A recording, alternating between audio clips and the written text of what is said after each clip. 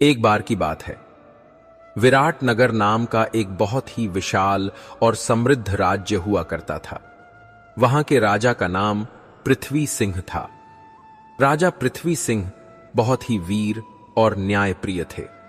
उनके राज्य में चारों तरफ खुशहाली थी। एक दिन राजा पृथ्वी सिंह शिकार करने के उद्देश्य से अपने राज्य के पास स्थित एक हरे भरे और विशाल वन की ओर निकले। जंगल बहुत घना था और तरह तरह के जंगली जानवरों से भरा हुआ था। राजा ने पूरा दिन शिकार की तलाश में जंगल में बिताया। जब शाम ढलने लगी और सूरज छिपने की तैयारी करने लगा तो पक्षियों की चहचहाहट तेज हो गई। जंगल में एक अजीब सी खामोशी छाने लगी जो रात के आने का संकेत थी। राजा पृथ्वी सिंह अपने घोड़े पर सवार होकर वापस अपने महल की ओर लौटने की तैयारी कर रहे थे। तभी अचानक हवा के झोंकों के साथ उन्हें किसी के रोने की आवाज सुनाई दी। यह आवाज किसी स्त्री की थी जो बहुत ही दर्द और पीड़ा में रो रही थी। वह आवाज इतनी मार्मिक और करुण थी कि राजा के कदम अपने आप रुक गए।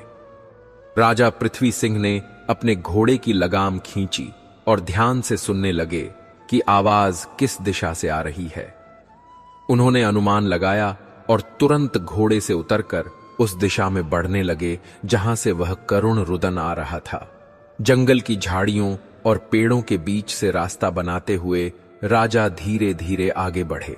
कुछ दूर चलने के बाद जब वह एक घनी झाड़ी के समीप पहुंचे तो उन्होंने देखा कि एक युवती सिर झुकाए बैठी रो रही है। उसका शरीर सिसकियों से कांप रहा था और उसका चेहरा आंसुओं से भीगा हुआ था। उसे देखकर ऐसा लग रहा था मानो वह किसी बहुत गहरे दुख में डूबी हुई है। राजा पृथ्वी सिंह दबे पांव उसके पास पहुंचे और बहुत ही कोमल और आदर भरे स्वर में बोले, देवी, आप कौन हैं? इस घने और सुनसान वन में अकेली बैठकर इस तरह क्यों रो रही हैं? क्या आप किसी मुसीबत में हैं? राजा का प्रश्न सुनकर उस युवती ने धीरे धीरे अपना चेहरा ऊपर उठाया। जैसे ही उसकी दृष्टि राजा से मिली, राजा पृथ्वी सिंह एक क्षण के लिए बिल्कुल स्तब्ध रह गए। उन्होंने अपने जीवन में अनेक सुंदर स्त्रियां देखी थीं, राजमहलों की रानियां और राजकुमारियां देखी थीं, लेकिन इतनी अद्भुत और अनुपम सुंदरता वाली युवती उन्होंने आज तक कभी नहीं देखी थी। उसका चेहरा ऐसा चमक रहा था मानो चांद की रोशनी खुद धरती पर उतर आई हो।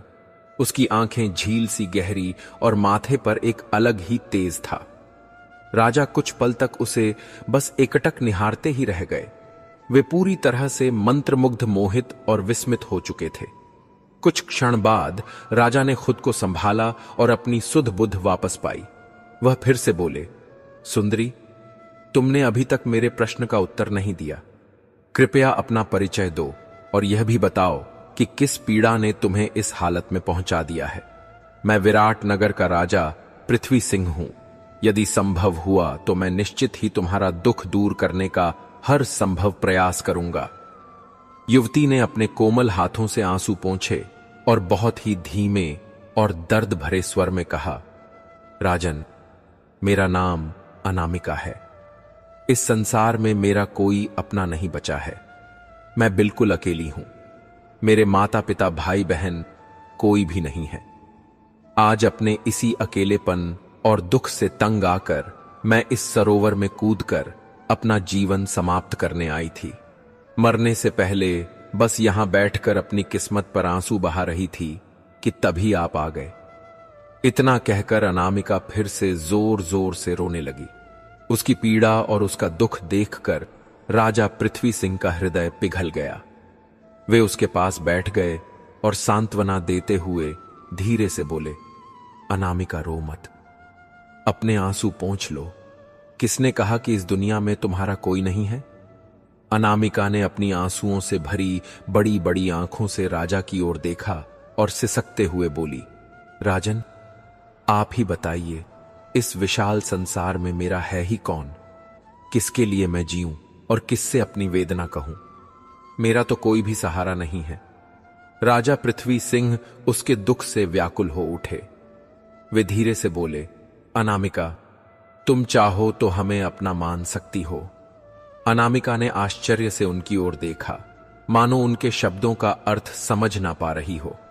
उसने संकोच भरे स्वर में पूछा, राजन, मैं आपके कथन का मतलब नहीं समझी। आप क्या कहना चाहते हैं?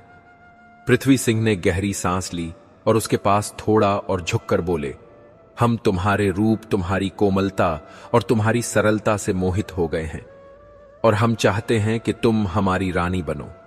क्या तुम हमसे विवाह करोगी? अनामिका यह सुनते ही अवाक रह गई। उसके चेहरे पर अविश्वास और आश्चर्य के भाव उभर आए।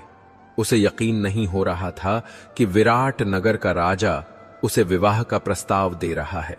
उसने धीमे से कहा, क्या मैं कुछ गलत तो नहीं सुन रही? क्या आप सच कह रहे हैं? राजा मुस्कुराए और बोले, नहीं अनामिका, तुमने जो सुना वह एकदम सत्य है।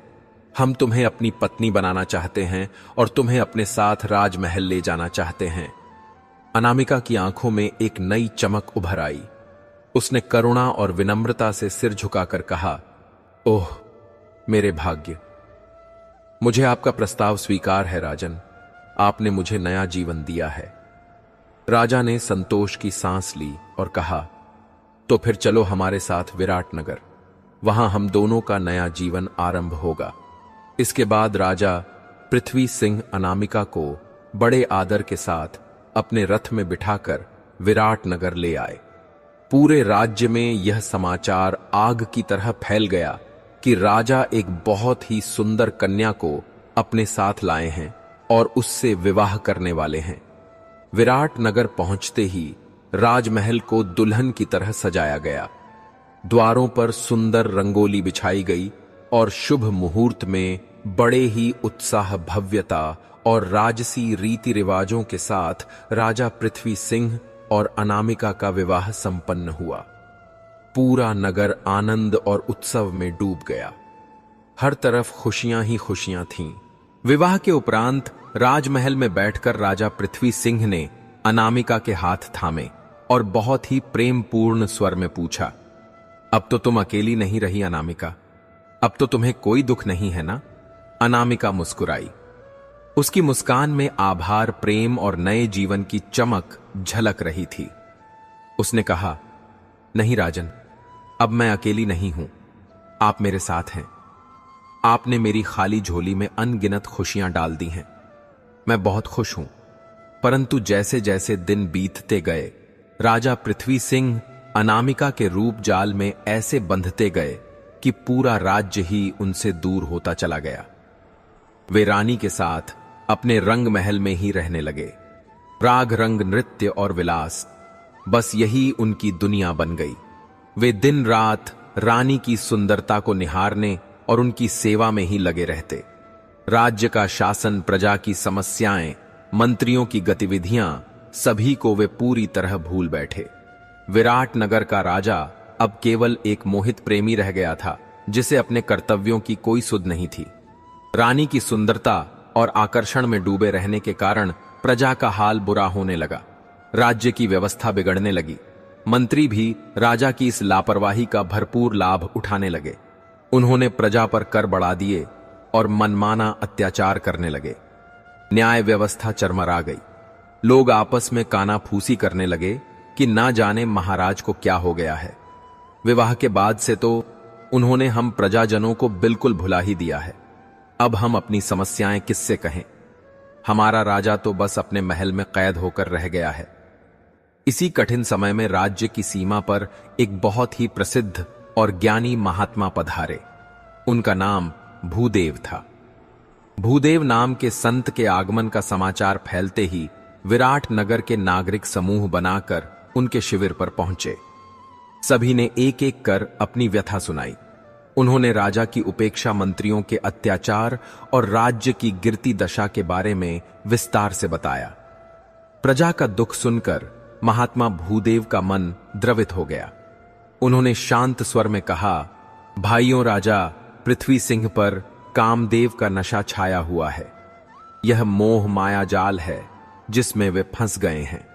चिंता मत करो, हम कल प्रातः उनसे मिलकर उन्हें उनकी भूल का एहसास कराएंगे और उन्हें सही मार्ग पर लाएंगे। उसी रात राजा पृथ्वी सिंह रंग महल में रानी अनामिका के साथ आराम कर रहे थे कि आधी रात के समय उन्हें एक विचित्र स्वप्न दिखा।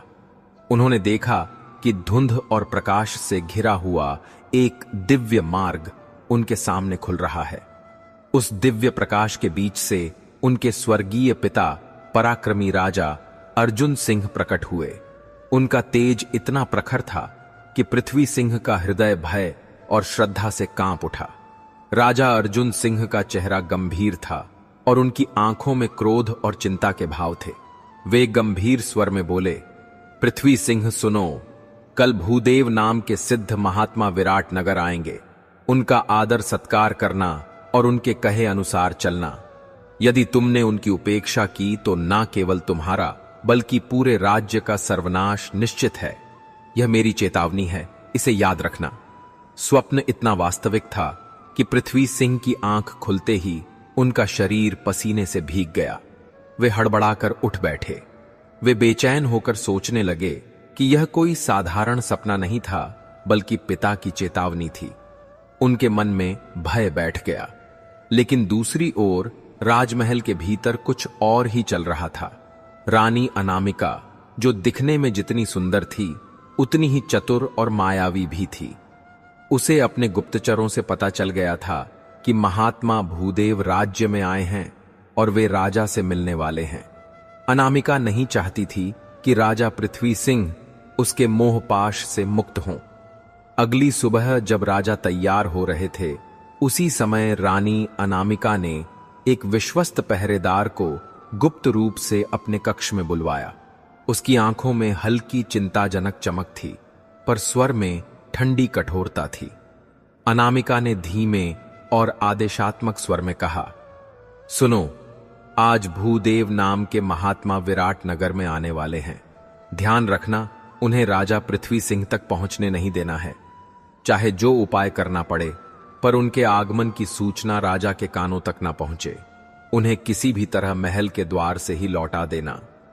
पहरेदार ने सिर झुकाकर आदरपूर्वक कहा, जैसा आदेश महारानी, मैं ऐसा ही करूंगा। थोड़ी ही देर बाद महात्मा भूदेव सचमुच विराट नगर पहुंचे। वे शांत, तेजस्वी और सौम्य व्यक्तित्व वाले महापुरुष थे। उनके चेहरे पर एक अलौकिक आभा थी।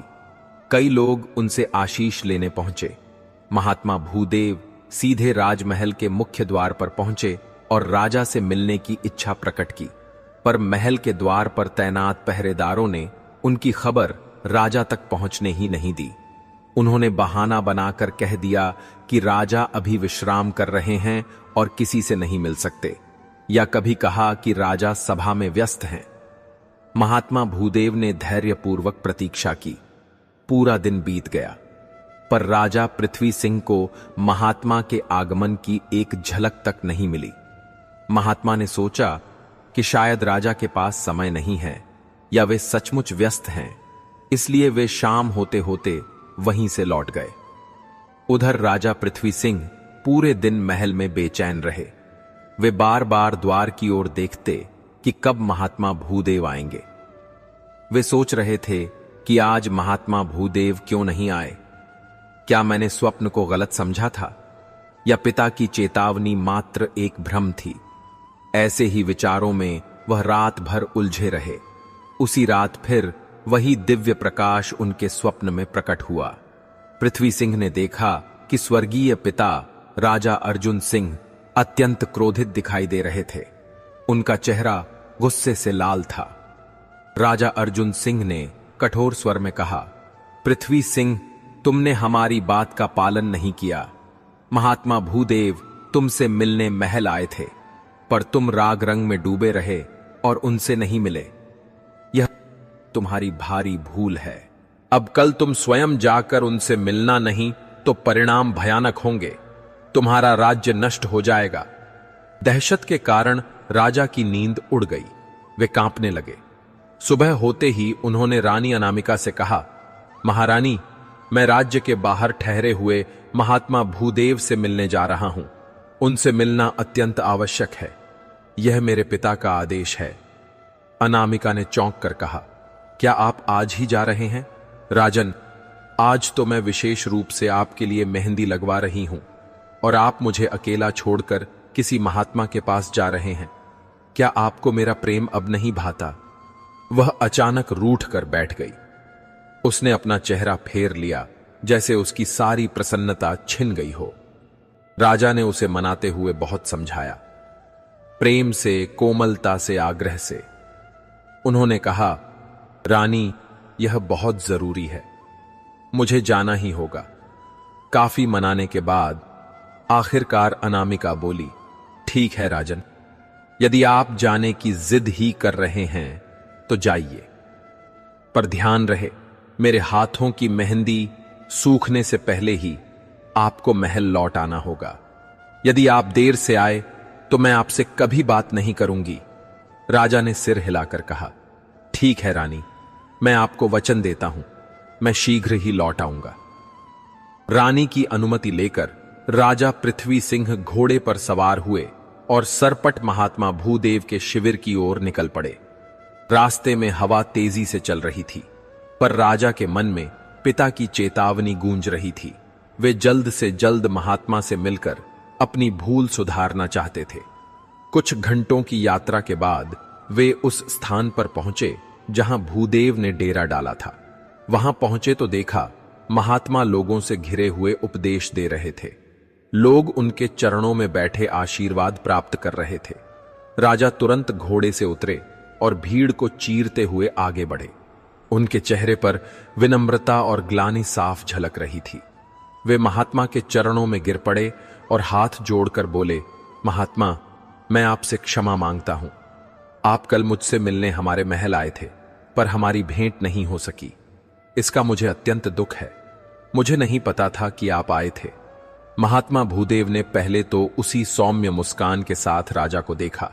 उनकी आंखों में क्रोध नहीं बल्कि करुणा थी।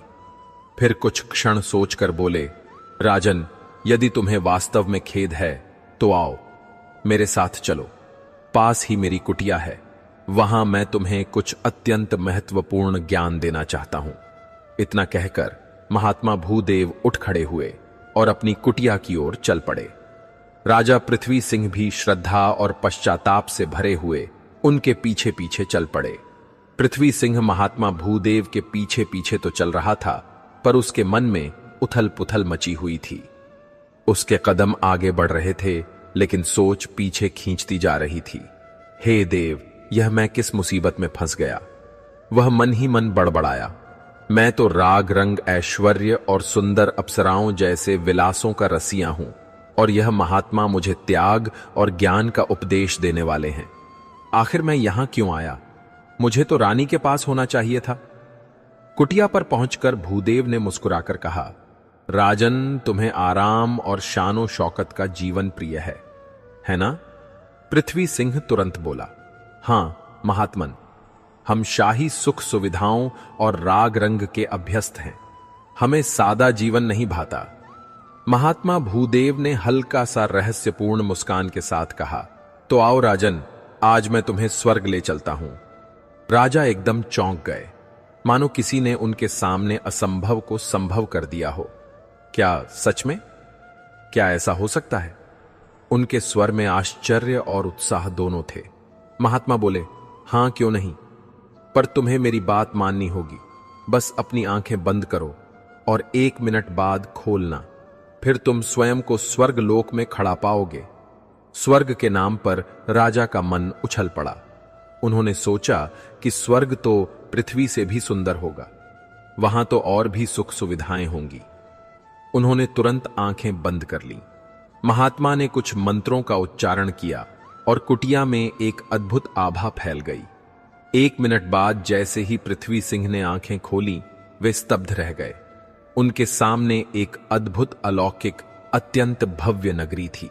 हर ओर सोने की चमक, सुगंधित हवा, स्वर्णिम प्रसाद, क्रिस्टल जैसी पारदर्शी झीलें, सब कुछ स्वप्न से भी सुंदर। यह महात्मा भूदेव की दिव्य माया थी, पर पृथ्वी सिंह के लिए यह सब वास्तविक प्रतीत हो रहा था। वह धीरे धीरे घूमकर देखने लगे, क्या यही स्वर्ग है? इतना सुंदर, इतना अद्भुत। मैंने तो कल्पना भी नहीं की थी। तभी उनके सामने से एक दिव्य तेज से चमकती हुई अत्यंत सुंदर स्त्री प्रकट हुई।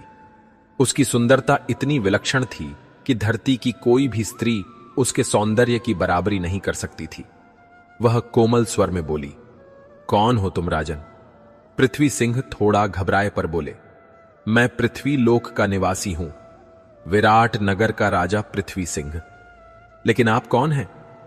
यह कौन सी अद्भुत नगरी है? स्त्री मुस्कुराई, राजन, तुम अब भी स्वर्ग लोक में खड़े हो और मैं इंद्रदेव के दरबार की सबसे सुंदर सर्वप्रिय अप्सरा मेनका हूं। पृथ्वी सिंह की आंखें विस्मय से फैल गईं। ओ, तो तुम ही वह अप्सरा मेनका हो जिनकी सुंदरता के किस्से पृथ्वी लोक तक प्रसिद्ध हैं। वह मंत्रमुग्ध होकर मेनका को निहारते रहे। उसकी चाल, उसका रूप, उसकी सुगंध, सब कुछ मोहक था। मेनका ने हंसते हुए कहा, राजन, आप मुझे इस तरह क्यों देख रहे हैं? राजा ने सच सच कहा, मेनका, तुम्हारा रूप ही ऐसा है कि आंखें हटती नहीं। उनके शब्द सुनकर मेनका खिलखिलाकर हंस पड़ी। राजन, आज से आप मेरे अतिथि हैं। आइए, मेरे साथ मेरे महल में चलिए। इतना कहकर उसने बड़ी आत्मीयता से उसका हाथ पकड़ लिया। उसका स्पर्श ही स्वर्गिक अनुभूति दे रहा था। उसके पीछे पीछे चलता हुआ पृथ्वी सिंह सोच रहा था, आहा, मैं कितना भाग्यवान हूं। स्वर्ग में आते ही स्वर्ग लोक की सबसे सुंदर अप्सरा स्वयं मुझे अपने महल ले जा रही है। अब तो मेरा जीवन धन्य हो गया। कुछ देर बाद वे मेनका के भव्य महल पहुंचे, जहां हर दीवार, हर स्तंभ, हर कोना दिव्यता से चमक रहा था। मेनका उसे एक अत्यंत सुंदर कक्ष में ले गई और बोली, राजन, यह आपका रहने का कक्ष है। आपकी हर सुविधा यहां उपलब्ध होगी। पृथ्वी सिंह कक्ष की सुंदरता देखकर दंग रह गए। अरे, इतना सुंदर कक्ष तो हमारे विराट नगर के महल में भी नहीं है। वे कक्ष की शोभा में खो गए। दीवारों पर स्वर्णिम नक्काशी, मोती जड़े, पर्दे, सुगंधित पुष्पों से सजा वातावरण, सब कुछ आकर्षक था। तभी मेनका ने कोमल स्वर में कहा, राजन, अब बताइए, आपकी इच्छा क्या है? आज से आपकी हर चाह, हर आकांक्षा पूरी करना मेरा कर्तव्य है। राजा ने बिना सोचे कहा, मेनका, हमने सुना है कि इंद्र की सभा में तुम बहुत सुंदर नृत्य करती हो। मेनका के उस अद्भुत और मनमोहक नृत्य को अपनी आंखों से देखने की तीव्र इच्छा राजा पृथ्वी सिंह के मन में पहले से ही उमड़ रही थी। जब मेनका ने अपनी सुंदर लयबद्ध चाल, मधुर भाव भंगिमाओं और स्वर्गीय आकर्षण से भरा अद्वितीय नृत्य प्रस्तुत किया तो पृथ्वी सिंह मंत्रमुग्ध रह गया। उसके नृत्य की हर लय मानो वातावरण में स्वर्गीय सुगंध घोल रही थी। उस दिन के बाद राजा पृथ्वी सिंह मेनका के महल में ही रहने लगा। मेनका भी दिन रात उसकी सेवा और देखभाल में लगी रहती। कभी उसके लिए अमृत तुल्य भोजन लेकर आती, कभी उसके विश्राम का ध्यान रखती और कभी उसके मन को प्रसन्न रखने के लिए मधुर गीत भी सुनाती। एक दिन जब मेनका उसके चरण दबा रही थी, पृथ्वी सिंह का मन अनायास ही अतीत की ओर खींच गया। उसने सोचा, मेरी इतनी सेवा तो पृथ्वी लोक में रानी अनामिका भी नहीं करती थी। वह ना तो मेनका जितनी रूपवती है और ना ही इतनी कोमल स्वभाव की। क्यों ना मैं मेनका से विवाह कर लूं? यदि ऐसा हो जाए तो मेरा जीवन सच में सफल हो जाएगा। मुझे वापस पृथ्वी लोक जाने की क्या जरूरत है? मेनका ने राजा के उदास और विचारों में खोए चेहरे को ध्यान से देखा और कोमल स्वर में पूछा, राजन, आप किस सोच में डूबे हैं? क्या आपको पृथ्वी लोक की याद आ रही है? पृथ्वी सिंह ने तुरंत सिर हिलाकर कहा, नहीं मेनका, ऐसा बिल्कुल नहीं है। मैं तो बस यह सोच रहा था कि यदि हमारा विवाह हो जाए तो यह हमारे जीवन का सबसे बड़ा सौभाग्य होगा। मेनका कुछ क्षण के लिए मौन हो गई। उसकी आंखों में एक गहरी चिंता झलकी। फिर उसने धीमे स्वर में कहा, राजन, आप शायद भूल रहे हैं कि यह स्वर्ग लोक है और स्वर्ग के कठोर नियमों के अनुसार कोई भी अप्सरा किसी पृथ्वीवासी से विवाह नहीं कर सकती। यह नियम देवराज इंद्र ने बनाया है। यह सुनकर राजा पृथ्वी सिंह का चेहरा मानो मुरझा गया। उसकी आंखों में निराशा साफ दिखाई दे रही थी। उसे दुखी देखकर मेनका ने राहत भरे स्वर में कहा, राजन, आप निराश मत हो। देवराज इंद्र की मुझ पर विशेष कृपा है। मैं इस विषय में उनसे अवश्य बात करूंगी। मुझे विश्वास है कि वे मेरी बात टालेंगे नहीं। राजा के मन में फिर आशा की ज्योति जल उठी। वह बोला, तब तो मैं निश्चिंत हूं। कृपया आज ही देवराज इंद्र से इस विषय में बात कर लेना। दोनों इसी विषय पर बात कर ही रहे थे कि तभी देवराज इंद्र के विशेष दूत ने महल में प्रवेश किया और कठोर स्वर में बोला, मेनका, तुम कई दिनों से देवराज इंद्र के दरबार में उपस्थित नहीं हुई हो। वे अत्यंत क्रोधित हैं और तुरंत तुम्हें बुलाया है। मेनका शांत स्वर में बोली, ठीक है, तुम चलो, मैं थोड़ी देर में आती हूं। दूत चला गया।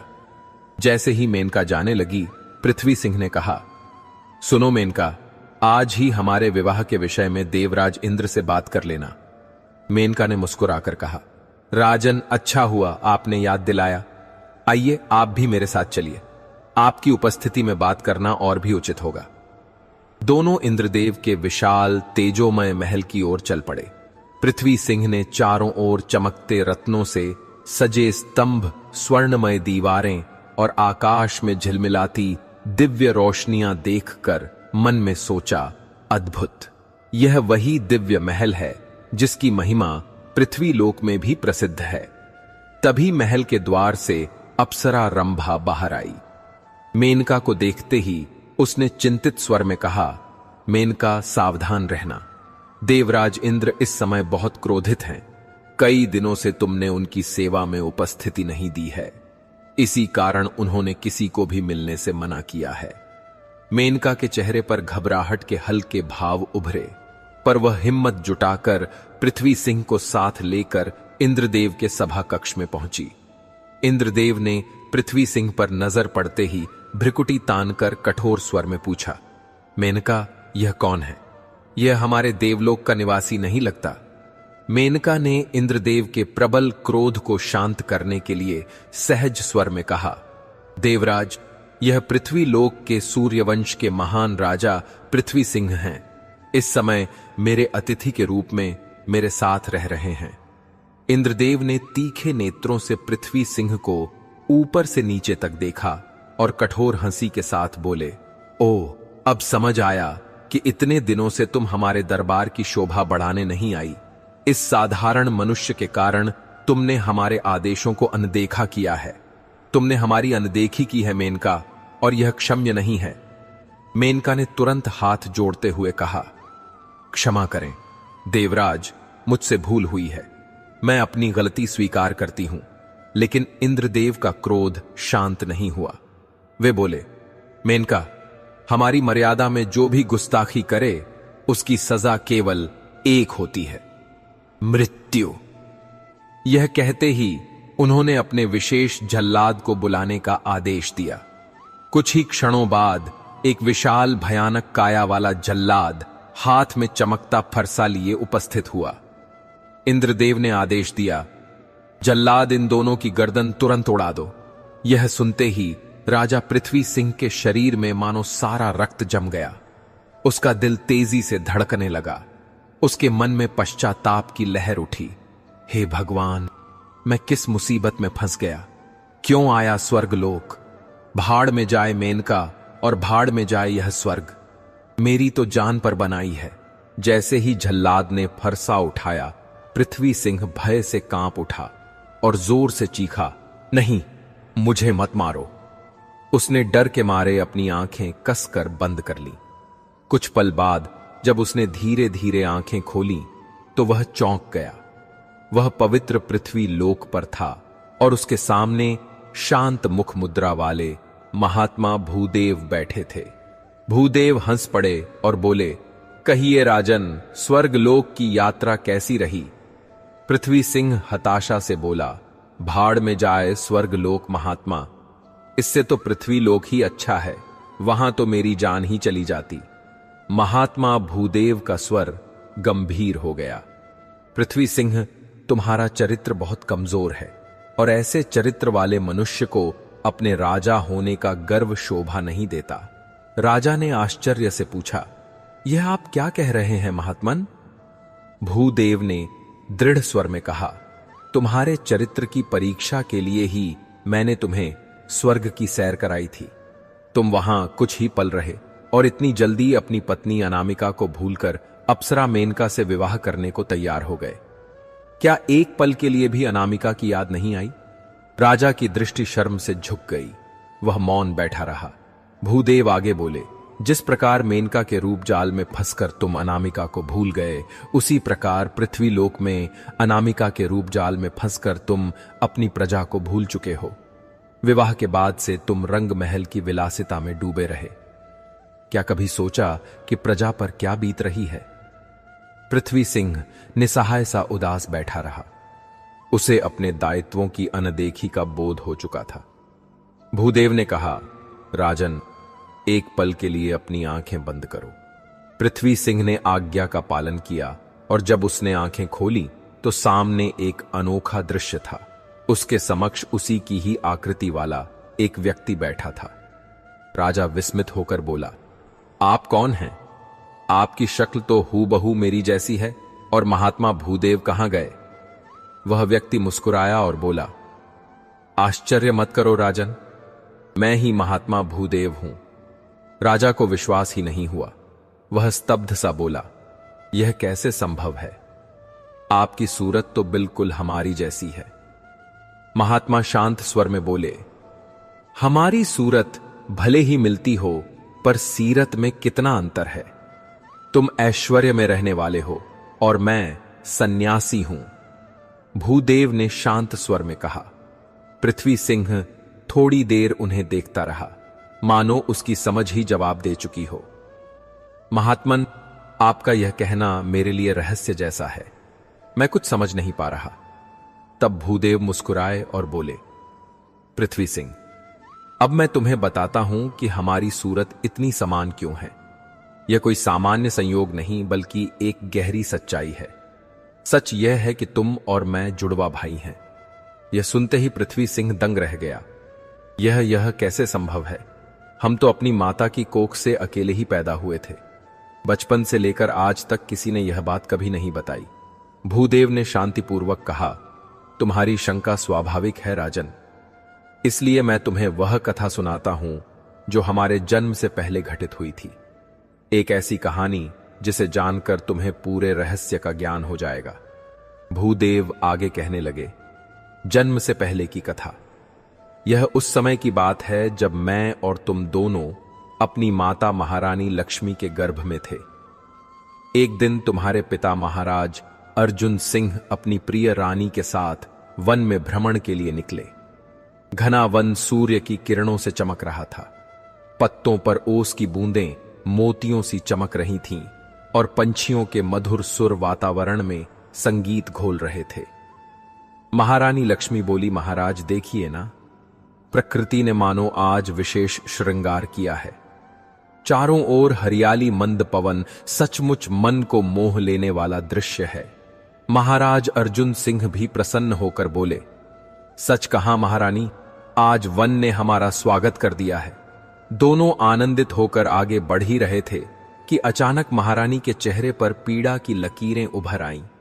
वह कराहती हुई बोली, महाराज, मुझे पेट में तीव्र पीड़ा हो रही है। शायद प्रसव काल समीप है। यह सुन महाराज के पांव तले की जमीन खिसक गई। एक निर्जन वन, आसपास कोई वैद्य नहीं। वे घबराकर बोले, हे ईश्वर, हम इस घड़ी तुम्हारी चिकित्सा कैसे करें? महाराज बेचैनी में रथ से उतरकर इधर उधर टहलने लगे। वन का सन्नाटा उनके भय को और बढ़ा रहा था। लेकिन तभी रथ की दिशा से नवजात शिशु के रोने की आवाज आई। एक नहीं, दो आवाजें। महाराज दौड़कर रथ के पास पहुंचे और उत्साह से बोले, महारानी, क्या क्या खुशखबरी है? महारानी थकी हुई मगर मुस्कुराते हुए बोली, महाराज, आपको दोहरी बधाई हो। हमने जुड़वा पुत्रों को जन्म दिया है। महाराज का हर्ष सीमा से बाहर हो गया। ओ, तब तो हमारी खुशी सचमुच दुगनी हो गई। हमें अपने पुत्रों को गोद में लेने दीजिए। महारानी ने दोनों नवजात शिशुओं को उनके हाथों में रखा। महाराज अर्जुन सिंह अपने जुड़वा पुत्रों को देखकर भाव विभोर हो उठे। उसी समय वहां से एक तेजवान तपस्वी, एक महर्षि गुजरे। उनकी दृष्टि जैसे ही नवजात शिशुओं पर पड़ी, उनका चेहरा गंभीर हो गया।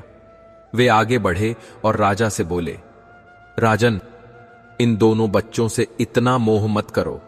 यह दोनों तुम्हारे राज्य और प्रजा के लिए काल सिद्ध होंगे। राजा विस्मित रह गया। महर्षि, यह आप कैसी अशुभ बात कह रहे हैं? महर्षि बोले, राजन, क्या आपने कपिल महर्षि का नाम सुना है?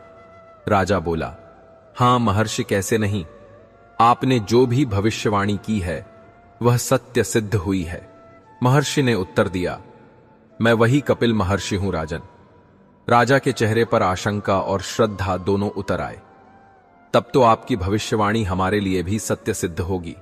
महारानी लक्ष्मी ने चिंता से भरे स्वर में महर्षि कपिल से पूछा, महर्षि कृपया स्पष्ट रूप से बताइए, आखिर यह दोनों बालक हमारे राज्य और हमारी प्रजा के लिए किस प्रकार अशुभ सिद्ध होंगे?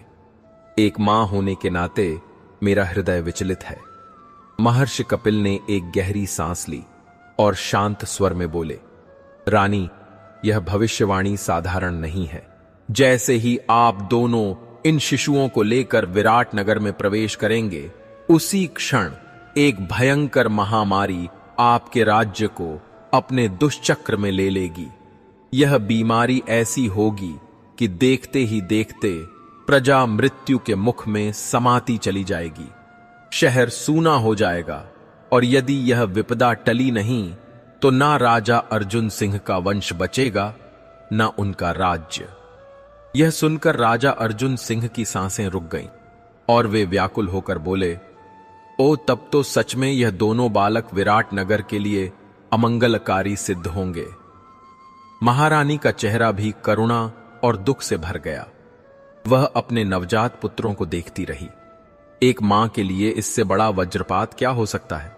तभी राजा अर्जुन सिंह ने कांपते स्वर में पूछा, महर्षि, क्या इस विपत्ति को टालने का कोई उपाय है? क्या हमारा राज्य और हमारी प्रजा बच सकती है? महर्षि कपिल बोले, उपाय है राजन। यदि आप इन दो शिशुओं में से एक शिशु को हमें सौंप दें तो आपके राज्य पर आने वाला संकट टल सकता है। मैं उस शिशु को धर्म, ज्ञान, तप और सत्य के मार्ग पर बढ़ाऊंगा। उसके पुण्य कर्मों का प्रभाव विराट नगर पर पड़ेगा और आपका राज्य सदा उन्नति के मार्ग पर अग्रसर रहेगा। राजा ने आश्चर्य से पूछा, महर्षि, आप उस शिशु का क्या करेंगे? महर्षि बोले, मैं उसे अपना शिष्य बनाकर तप और सदाचार की शिक्षा दूंगा। वह एक महान आत्मा बनेगा और उसके सत्कर्म पूरे राज्य की रक्षा करेंगे। राजा अर्जुन सिंह ने अपने हृदय पर पत्थर रखकर कहा, तथास्तु महर्षि। तब इन शिशुओं में से एक आपको समर्पित करते हैं। इसके बाद महारानी लक्ष्मी ने अश्रुपूर्ण आंखों से अपने एक पुत्र को महर्षि कपिल की गोद में सौंप दिया। यह त्याग उनके जीवन का सबसे कठिन क्षण था। राजा अर्जुन सिंह और महारानी लक्ष्मी दूसरे पुत्र को लेकर विराट नगर लौट आए। पूरा राजमहल, नगरवासी, दास दासी सब यही समझते रहे कि महारानी ने केवल एक पुत्र को जन्म दिया है। इस रहस्य को किसी ने भी ना जाना। भूदेव ने आगे कहा, पृथ्वी सिंह, जो शिशु तुम्हारे माता पिता विराट नगर ले आए थे वह तुम हो, और जिसे महर्षि कपिल को सौंपा गया था वह मैं हूं। मैं महर्षि कपिल की शिक्षा में पला बड़ा और आज भी उनके आश्रम में तप और ज्ञान की साधना कर रहा हूं। इन्हीं से मुझे पता चला कि तुम मेरे जुड़वा भाई हो। पृथ्वी सिंह की आंखें खुशी से छलक पड़ी। वह भावुक होकर बोला, भूदेव, मुझे यह जानकर अपार प्रसन्नता हुई कि तुम मेरे रक्त के भाई हो। आओ मेरे गले लगो। दोनों भाई वर्षों के बिछड़े हुए रिश्तों की गर्माहट में एक दूसरे से लिपट गए। उनका मिलन देखकर भी हवा मानो थम गई। कुछ देर बाद भूदेव ने गंभीर स्वर में कहा, पृथ्वी सिंह मेरे भाई, मेरी बातों का क्या कोई प्रभाव तुम्हारे मन पर पड़ा? पृथ्वी सिंह की आंखों में पश्चाताप तैर आया। भूदेव, तुम्हारी बातों ने मेरी सोई हुई बुद्धि जगा दी है। तुमने मेरी बंद आंखें खोल दी। सोचो, एक ओर हमारे पिता जिन्होंने राज्य और प्रजा की रक्षा के लिए अपने पुत्रों का भी त्याग कर दिया, और एक ओर मैं जो प्रजा को भूलकर पत्नी के मोह में नाच गान और रंग महल में डूबा रहा।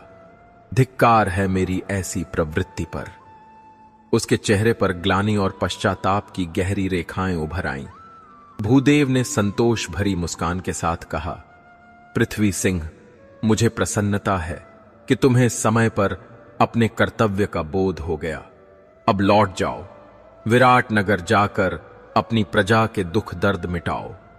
भूदेव की बात सुनकर पृथ्वी सिंह कुछ क्षण के लिए स्तब्ध रह गया। फिर उसका चेहरा भावनाओं से भीग उठा और वह भर्राए स्वर में बोला, भाई भूदेव, इतने वर्षों बाद जब भाग्य ने हमें मिलाया है तो मैं तुम्हें अपने से दूर कैसे जाने दूं? तुम्हें मेरे साथ विराट नगर चलना ही होगा। आज के बाद तुम मेरे भाई ही नहीं बल्कि राज परिवार के सदस्य के रूप में हमारे महल में ही रहोगे। भूदेव ने अपने छोटे भाई का हाथ थामकर स्नेह से दबाया और शांत स्वर में कहा, पृथ्वी सिंह, तुम्हारा स्नेह मेरे लिए अमूल्य है, किंतु यह संभव नहीं। उनकी आवाज में एक अटूट दृढ़ता थी। राज्य के कल्याण के लिए ही मैंने सन्यास का व्रत लिया था। एक बार यह मार्ग चुन लेने के बाद अब मेरे लिए सन्यास आश्रम ही मेरा धर्म, मेरा कर्तव्य और मेरी सच्ची पहचान है। मुझे कोई दुख नहीं बल्कि गर्व है कि मेरे सत्कर्मों का फल सदैव हमारे विराट नगर को मिलता रहेगा। कहकर भूदेव पीछे हट गए, मानो स्वयं को अपने भाई से अलग करने की शक्ति ईश्वर से मांग रहे हो। पृथ्वी सिंह ने फिर आग्रह किया, परंतु भूदेव ने हाथ उठाकर कहा, जाओ पृथ्वी सिंह, जिद मत करो, अपने कर्तव्य की ओर लौट जाओ। विराट नगर को तुम्हारी आवश्यकता है। यह सुनते ही पृथ्वी सिंह का हृदय भारी हो गया, आंखों में नमी तैर आई। भाई को प्रणाम कर वह धीरे धीरे पीछे मुड़ा। हर कदम के साथ मन और भी बोझिल होता गया। वह सोचता चला गया, किस्मत भी कैसी खेल खेलती है। वर्षों बाद मिला भाई अब मेरी आंखों के सामने होते हुए भी मेरे साथ नहीं चल सकता। जिस मोड़ पर मिलन हुआ था वहीं से हमारा रास्ता अलग भी होना था।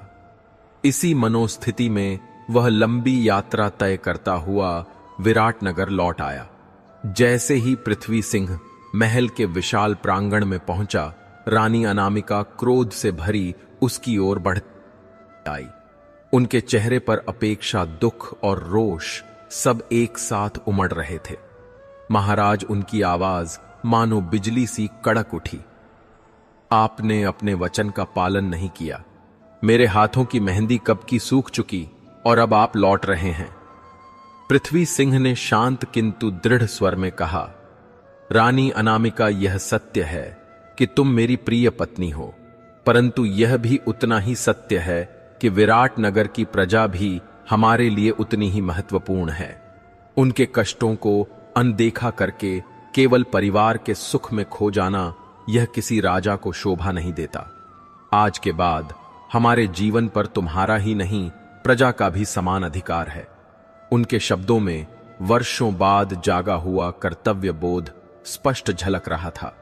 उसी दिन से पृथ्वी सिंह सचमुच बदल गया। वह फिर से राज्य के कार्यों में पूरी लगन से जुट गया। कभी जनता की समस्याएं सुनता, कभी नगर का भ्रमण कर उनकी स्थिति का निरीक्षण करता, तो कभी दरबार में बैठकर न्याय करता। अब उसकी हर सांस में केवल एक ही उद्देश्य था, विराट नगर और उसकी प्रजा के दुख दर्द दूर करना। इस कहानी से हमें कई गहरी बातें समझ में आती हैं। कर्तव्य सबसे बड़ा धर्म है। किसी भी राजा, नेता या परिवार के मुखिया के लिए व्यक्तिगत सुख सुविधाओं से बढ़कर उनका कर्तव्य होता है। पृथ्वी सिंह ने जब अपने कर्तव्य को पहचाना, तभी वह एक सच्चे राजा बने। त्याग में ही महानता है। राजा अर्जुन सिंह और भूदेव दोनों ने त्याग किया। अर्जुन सिंह ने राज्य और प्रजा के लिए अपने एक पुत्र को त्याग दिया। भूदेव ने भाई के प्यार के बावजूद धर्म के मार्ग को नहीं छोड़ा। यह बताता है कि सच्ची महानता त्याग और निस्वार्थ भाव में होती है। परिवार का प्यार महत्वपूर्ण है, पर समाज की जिम्मेदारी भी उतनी ही आवश्यक है। पृथ्वी सिंह ने समझा कि पत्नी का प्रेम अपनी जगह है, पर प्रजा का कल्याण भी उसका समान अधिकार है। व्यक्तिगत जीवन और सामाजिक कर्तव्य का संतुलन ही वास्तविक परिपक्वता है। सही समय पर मिली सीख जीवन बदल सकती है। भूदेव की बातों ने पृथ्वी सिंह की सोई हुई विवेक बुद्धि जगाई। जीवन में कभी भी किसी भी रूप में ऐसे लोग आते हैं जो हमारी राह दिखाते हैं, हमें बस उसे स्वीकार करना होता है। सत्कर्मों का फल हमेशा लौटकर आता है। भूदेव ने कहा कि उनके धर्म और अच्छे कर्मों से विराट नगर को लाभ मिलेगा। यह दर्शाता है कि हम जो भी अच्छा करते हैं उसका फल किसी न किसी रूप में समाज को अवश्य मिलता है।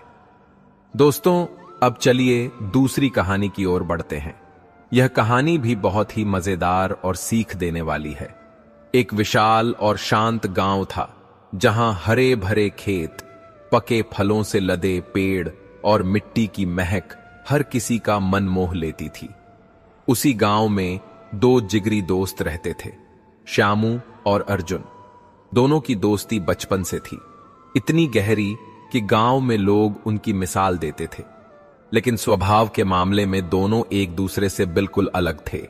जहां श्यामू शांत, समझदार और गंभीर स्वभाव का था, वहीं अर्जुन उतना ही चंचल, शरारती और बातों का पिटारा था। दोनों को यात्रा करने का और नई जगह देखने का बड़ा शौक था। अक्सर वे गांव से बाहर नगरों की ओर निकल पड़ते, नई जगहों को देखते, नए लोगों से मिलते और तरह तरह के अनुभव लेकर लौटते। लेकिन अर्जुन की एक आदत बहुत खराब थी। वह बिना वजह बढ़ा चढ़ाकर बातें करता और कई बार कहानी में झूठ के तड़के लगाकर गांव वालों को प्रभावित करने की कोशिश करता। जब भी वह किसी यात्रा से लौटता, गांव के चबूतरे पर बैठकर ऐसे ऐसे किस्से सुनाता कि ग्रामीण आश्चर्य से उसका मुंह ताकते रह जाते। कोई कहता, वाह अर्जुन, तुम तो बड़े वीर निकले। कोई कहता, तुम्हारे जैसी हिम्मत किस्मत वालों को मिलती है। और अर्जुन गर्व से मुस्कुराता, जैसे कोई बहुत बड़ा योद्धा हो। श्यामू ने कई बार उसे समझाया भी, अर्जुन, झूठी बातें बोलकर वाहवाही लूटने का क्या फायदा। सच ही बोलो, लोग वैसे भी तुम्हें पसंद करते हैं। लेकिन अर्जुन पर जैसे कोई असर ही नहीं होता था।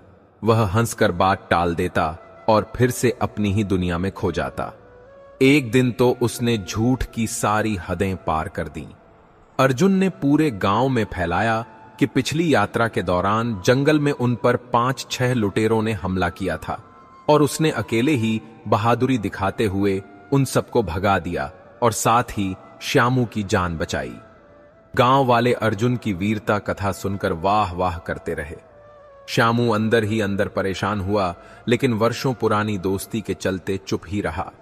इसी तरह दिन बीतते गए, दोस्ती, यात्राएं और अर्जुन के किस्से। लेकिन फिर गांव में एक रहस्यमयी सन्नाटा उतर आया। कई दिनों तक रात को अजीब अजीब घटनाएं होने लगीं।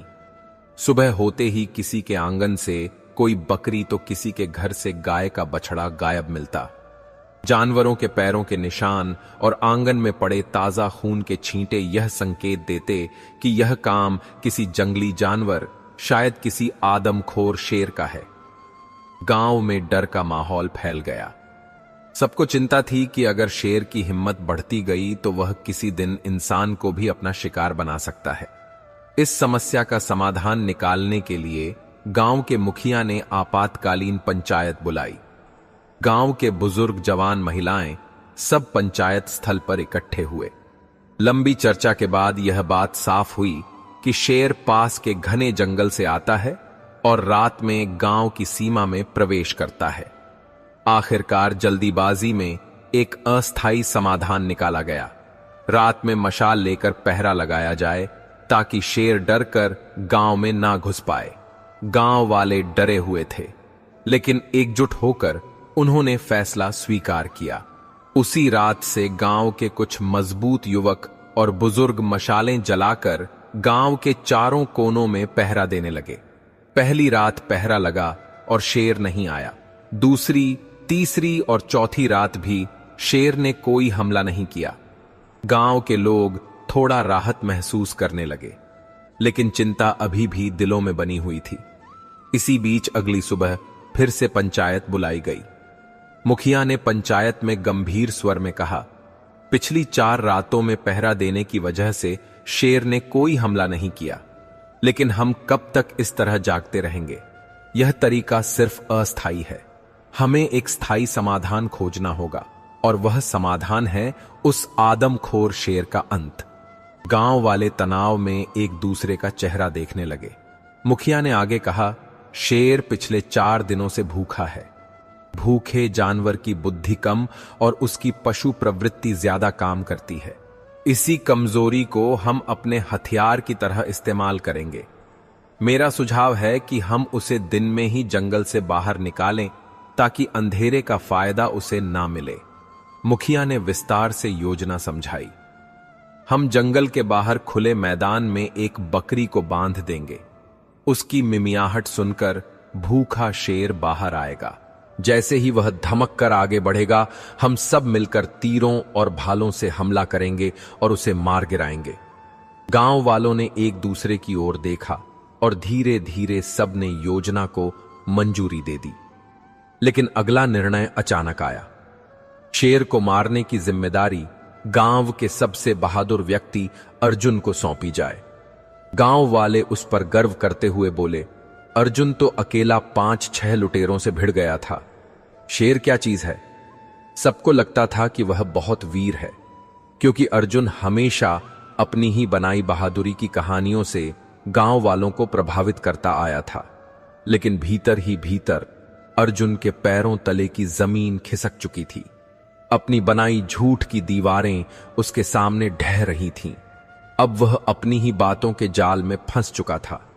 वह चाहकर भी अपनी जिम्मेदारी से भाग नहीं सकता था। मजबूरन उसे सिर झुकाकर पंचायत का फैसला स्वीकार करना पड़ा। पंचायत खत्म होते ही अर्जुन का चेहरा उतर गया। उसने तुरंत श्यामू को एकांत में ले जाकर विनती की, यार श्यामू, तू जानता है मैं अंदर से कितना डरपोक हूं। प्लीज मेरी मदद कर दे, नहीं तो मैं मारा जाऊंगा। निभाना श्यामू का स्वभाव था। उसने अर्जुन के कंधे पर हाथ रखा और कहा, चल मैं साथ हूं, जो होगा साथ होकर ही होगा। अगले दिन योजना के अनुसार जंगल के बाहर एक पुराने नीम के पेड़ से बकरी को बांध दिया गया। भूखे शेर के लिए मानो यह आवाज जीवन का बुलावा थी। कुछ ही देर में झाड़ियों से सरसराहट हुई और 3 दिन से भूखे शेर की पीली आंखें चमकती हुई दिखाई दी। वह धीरे धीरे पंजों की नरम चाल से बकरी की ओर बढ़ने लगा। उधर थोड़ी दूरी पर ऊंची घास में छिपे हुए श्यामू और अर्जुन अपने अपने हथियार तैयार किए बैठे थे।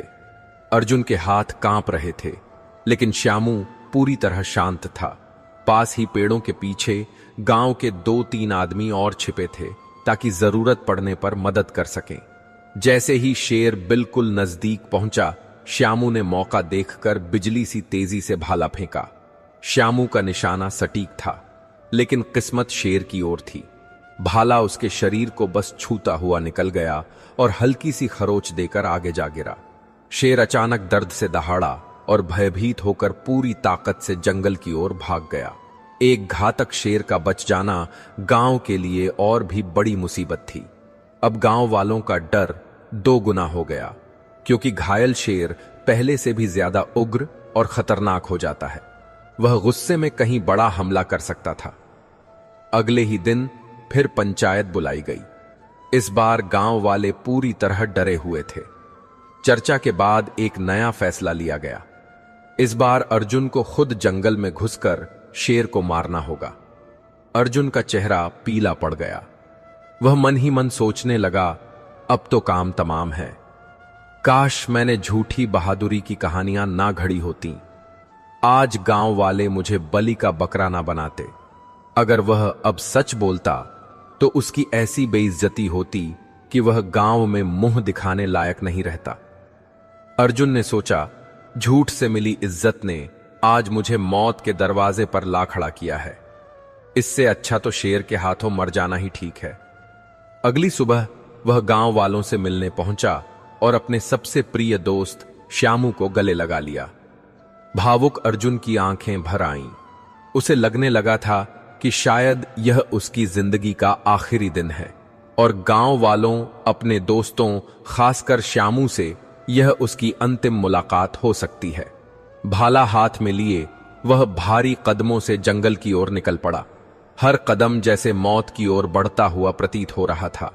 जंगल के भीतर घुसते ही हवा का सन्नाटा और वृक्षों के बीच फैला अंधेरा उसके दिल पर और भी बोझ डालने लगा। रास्ते भर उसके कान किसी भी खड़खड़ाहट पर चौकन्ने हो उठते। कुछ देर चलते चलते उसका शरीर थक गया और मन डर से भर गया। वह एक विशाल पेड़ की जड़ पर बैठकर हांफने लगा और मन ही मन भगवान से प्रार्थना करने लगा कि कोई चमत्कार हो जाए। तभी अचानक घोर नीरवता को चीरती हुई एक कान फाड़ू दहाड़ गूंजी। अर्जुन का दिल धक से रह गया। उसने धीरे धीरे सिर उठाकर सामने देखा और देखते ही उसकी रूह कांप गई। घनी झाड़ियों को चीरता हुआ एक विशाल शेर तेजी से उफनती नदी की तरह उसकी ओर भागता चला आ रहा था। क्षण भर में अर्जुन के हाथ पैर शून्य हो गए। उसके सामने मानो मौत ने अपना पंजा फैलाकर स्वागत किया। डर के मारे उसके हाथ से भाला छूटकर जमीन पर गिर गया। शेर अब मात्र कुछ ही कदम दूर था।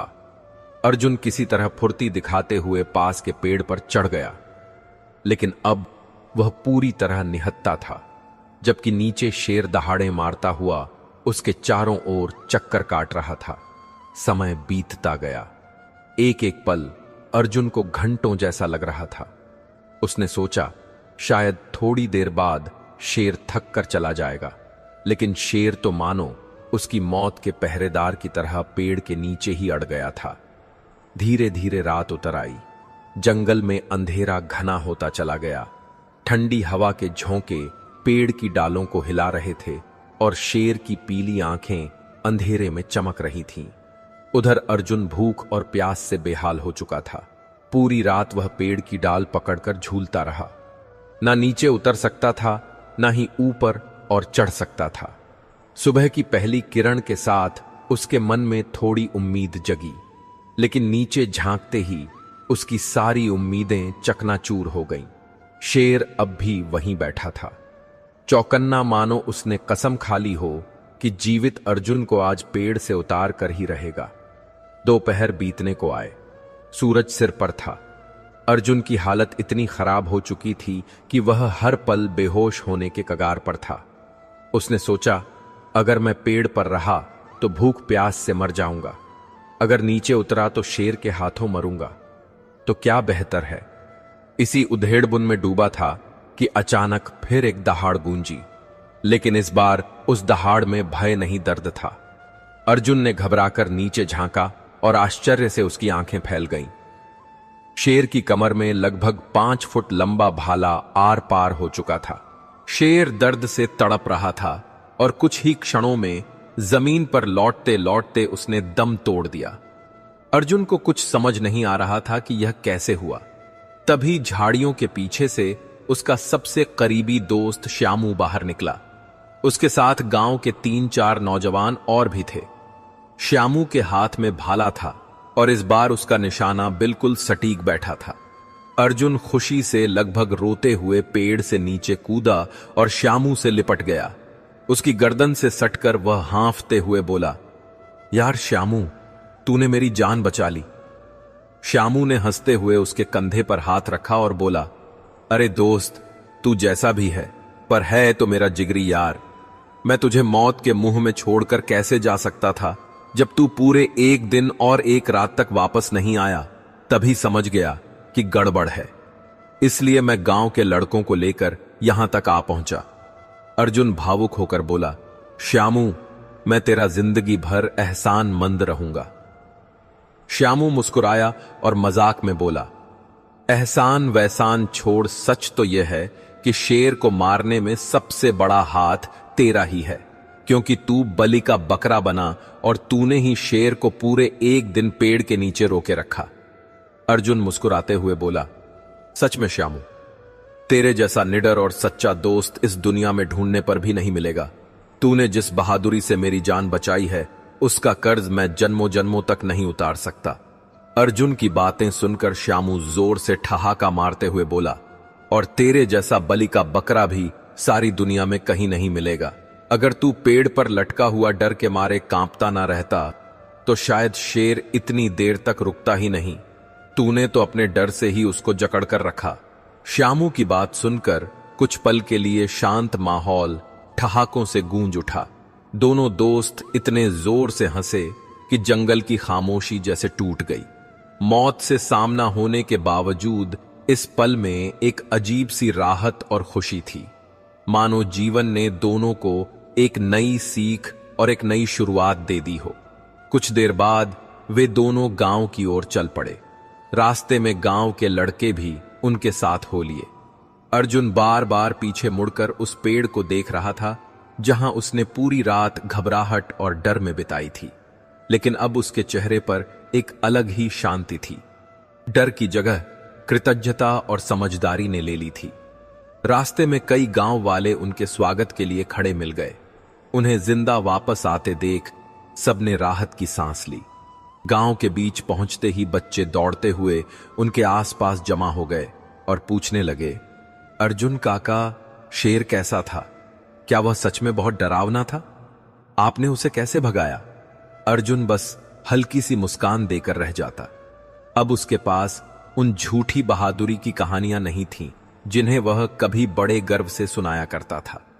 उस दिन के बाद अर्जुन ने ठान लिया कि वह अपने डर को बहादुरी की नकली कहानियों के पीछे नहीं छुपाएगा, और उसने सच में कभी भी अपनी झूठी बहादुरी के किस्से और गप्पे गांव वालों को नहीं सुनाए। इस कहानी से हमें कई गहरी बातें समझ में आती हैं। झूठी शान कभी देर तक नहीं टिकती। बहादुरी का ढोंग करना आसान है, लेकिन समय आने पर सच्चाई सामने आ ही जाती है। सच्चा दोस्त वही है जो मुश्किल वक्त में साथ खड़ा रहे। श्यामू की तरह सच्चे मित्र संकट की घड़ी में आपका हाथ थामते हैं, ना कि दूर भागते हैं। साहस दिखाने से बड़ा है अपने डर को स्वीकार करना। डर को छुपाने की बजाय उसे मान लेना बेहतर है, क्योंकि झूठी बहादुरी कई बार मौत को न्योता दे सकती है। ईमानदारी व्यक्ति को बड़ा बनाती है, गप्पेबाजी नहीं।